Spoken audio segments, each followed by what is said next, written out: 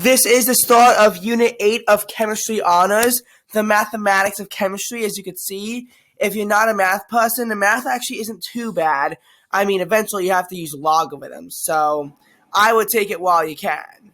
Now, this video is going to be short. We're not going to combine it with any other lessons because even though this is a brief lesson, I'm also using Screencastify, which annoyingly has to have a 5-minute time limit.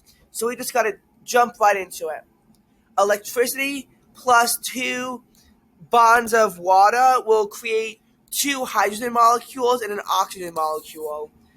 The coefficients in a balanced chemistry equation represent moles, molecules, and volume.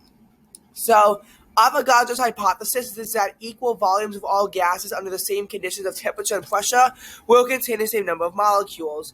The converse of that is that if they contain the same number of molecules, then the volume of all the samples of gas must also be equal, assuming they are also at constant temperature and pressure.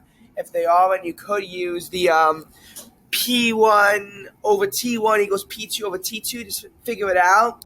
So, like in 1 atmosphere at 546 Kelvin will be the same as half an atmosphere at 273 Kelvin. Not that either of those can occur naturally, but just to give you an example. So the coefficients, their relative number of particles, relative number of moles, relative volume of gases.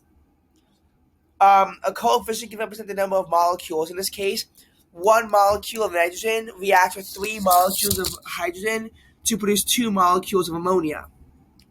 The number of moles, 1 mole of nitrogen of 28 grams reacts with 3 moles of hydrogen at 6 grams to produce 2 moles of ammonia, 34 grams.